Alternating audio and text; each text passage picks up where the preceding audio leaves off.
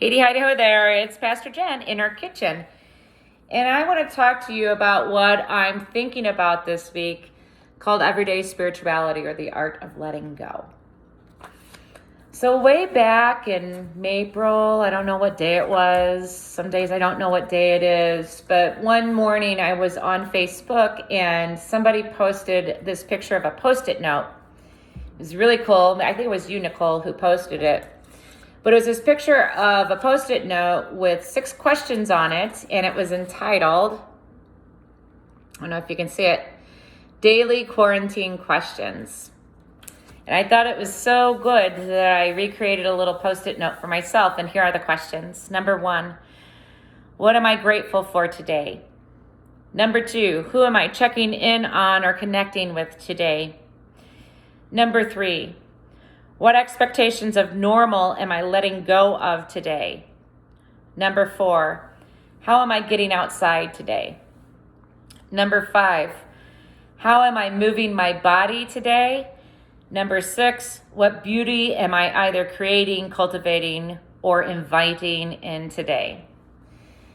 And I don't know what I had imagined for myself in the month of April, that spanned March and April together. But I think I had this image that somehow in these last several weeks that I would be able to very easily just follow this little Post-it note and take care of my spirit and do all the things on the list. So I put it in a prominent spot right there by my desk and then proceeded to ignore most of it for I think it's like 25 days now. And then, earlier this week, after sleeping very soundly after our Easter Sunday, my sleeping patterns went wacko, and I got a little bit of insomnia. And then the other thing that happened to me is I woke up Tuesday morning with this crick in my neck. Like there's a literal knot of muscle back there. And I thought to myself, oh, self, what you need is a massage. And then I was like, no, you don't get a massage right now. And I felt a little defeated. Like I felt like I would be able to be a person because, I've practiced this a lot. I've really worked very hard on being aware of what I need. And somewhere along the way, I just became more human. And in the process of that, I kind of forgot how to go back to basics. So what I've been really trying to do in the last several days, and I'm not there yet, and I'm not sure I'll ever get there, but I will tell you I'm trying to be a little bit more aware of what it is that I need to pay attention to in myself. And also be aware that maybe other people need to pay attention to it, or maybe other people in the same place that I find myself every day. It's a strange time of being okay, not okay. So my heart is with all of the loss in the world, and it is large. It's large on so many levels. My heart is in the way that we're really seeing a lot of highlights on chasms that we've had for years, decades, centuries in some instances in our nation. And it's been real apparent to me in these last couple of weeks.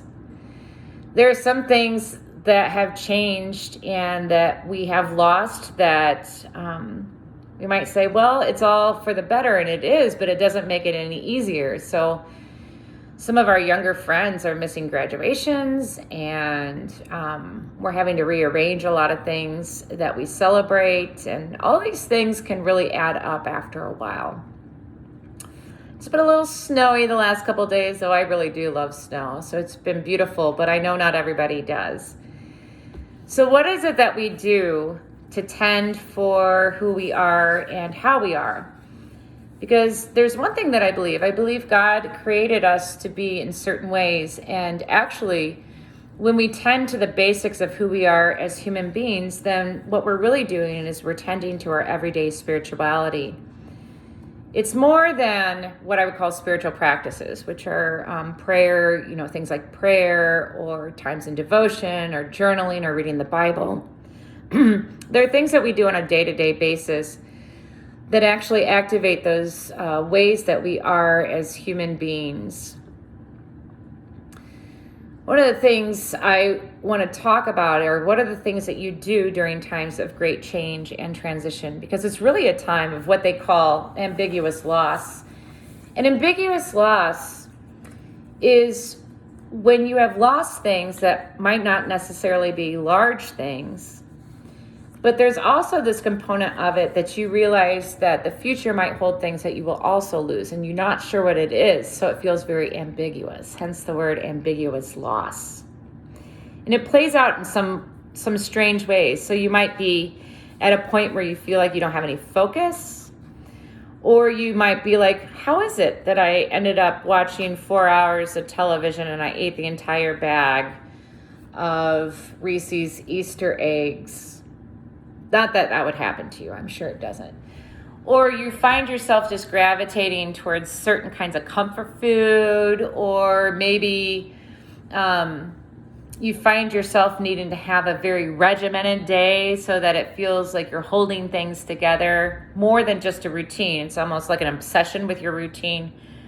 These are all reactions that we have as human beings to those things that feel very, very ambiguous in our lives. And it's very normal, and there's nothing wrong with it, except it can become a problem if you're not aware of it. And so what I want to share with you today are just 4 small things to bring you back to the basics. And that's what I'm practicing this week. I'm not doing anything big and fancy. I'm just doing these, trying to do 1 or 2 of these 4 things a day. So here's how you get back to basics, and it's a form of spirituality. Number 1 is check in with your social support systems. Number 2 is exercise. Number 3 is sleep, rest, nutrition, kind of paying attention to those. And number 4, for me, this is really important, and for some of you it is, to kind of connect up with some of your spiritual practices. So let's go over each one. They're not that hard, and you probably know how to do these, but it's good to remind ourselves what it might look like. So the first one is social support. This is connecting with people who love you for who you are. Those kinds of people that make you feel as if you're worth it in the world and that you belong to this world, right? So you want to check in with your social support systems. And it doesn't matter how many people are in your social support system. What matters more is that you perceive that you have enough people in your social support system. So I have all of you I know, but I also have a few friends that I go to, and like my best bud's my husband, so I'm fortunate there that I'm able to kind of share what's on my mind and just check in. And it's very helpful to me on several occasions to do it without talking about planning or any maintenance work for what I have to do next or any of those responsibilities that I have. One of my favorite moments this past week was watching Saturday Night Live at Home edition. I don't know why it was so fun, but it was a way of, I was doing it with Chris. So we were watching it, and just listening to his laughter was contagious for me. It was a way, it was almost, Anne Lamott says, laughter are God's bubbles, So that's what it felt like to me. Just those ways of connecting with one another is really important, and you do it as often as you have to every single day. That's one of the ways to go back to basics. Another thing to keep in mind is exercise. And for some of you, you have a regimented exercise routine, but man, have walks ever been such a thing I'm grateful for these days in a way I never was before. Just getting outside and walking the neighborhood. It's going to be a beautiful weekend, so I have plans to move around some of my spring annuals or perennials. So I'm going to move around some of my gardens. Any way that you can move your body is one of the most effective ways to help bring you back to yourself. So exercise is a way to go back to basics. Number 3, and it kind of goes without saying, all of this is really common sense: sleep and rest and nutrition. So as far as sleep and rest go, sometimes you just don't sleep well, or sometimes you sleep way too well, and both are responses to stress. And so your body is going to tell you what you need. And if you're having restless nights, then you want to work on what they call sleep hygiene. Do those routines that help you to sleep well. Try not to get overly concerned if it's not happening for you, because the more stressed out about sleep you have, the worse it gets. Some of those common sense things. And nutrition. Okay, eat as much chocolate as you want, but make sure to get some fruits and veggies in every day as well if you can. These are really gifts that we give to our own bodies that sometimes we forget are very necessary to our spiritual being. And just a word about that. You don't have like an emotional being and a thinking being and a spiritual being and a physical being. I mean, it's all very intertwined. We're wonderfully made. There's nothing in our bodies and there's nothing in this world that isn't interconnected with one another. So when you're paying attention to one part of yourself, you're actually paying attention to all parts of yourself. It's all encompassed in the creation that you're in. And the fourth one, and this is especially true of people of faith, you want to maybe pick up some of those spiritual practices that are so very helpful to you. So that's why this afternoon I'm going to make some bread. So my spiritual practices, here I'm all set up to hold myself accountable for doing it today. Spiritual practices can be just about anything. It can be reading the Bible. It can be a form of prayer. I also meditate. Something I might want to pick up this week is yoga. I think that'll help me release some of the stress in my shoulders. For some people, it looks like cooking. For some people, it looks like reading or getting up in the morning and just being quiet. For me, it also looks like baking bread, because that seems to be, for me, one of those things that helps me center in on the moment. And I'm in a stage in my life when I don't have a lot of little ones running around or anything like that. So it's a very quiet activity. I like the act of kneading the bread. I think it brings me into the present moment. And for me, spiritual practices that bring me into the present moment also help me to get some distance between thinking about the unknown and thinking about the head, and just being where I'm at right today. Because, I always remember what Jesus said, why worry about tomorrow? Tomorrow has enough worries of its own. Just do today. And that's a very wise saying. It's a wise thing to remember. Then the other thing I'm trying to remember in these days is that I'm not only living the present moment, but I'm living the present moment in the best way I can for my future self as well. This is easier said than done, but these back to basics help me kind of live into and be open to hearing what God might be calling us to in this moment, and those ways that God might be doing new things even in the midst of all this chaos and loss. And I know one of the things that I've learned from past experiences in my own life when everything is upended and it's in an upheaval of sorts is that you can't really get there until you are in the present moment. And even if the present moment is full of some suffering, there's no way around it. You just kind of have to go through it. And God will give you what you need in that moment and give you these small graces to bring you along the way. And what I want to be able to do is to be as present to that moment as I can. And then when I can't, to be as gentle with myself and to use it as a learning opportunity as well.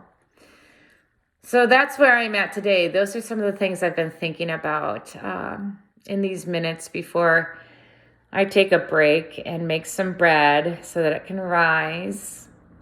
The other thing I love about that spiritual practice is it reminds me of the parable in the Gospels, where Jesus says the kingdom of God is like a woman who put a whole bunch of yeast into flour and made some bread. It's a small thing and then it grows. So, it's good to play that out in real life.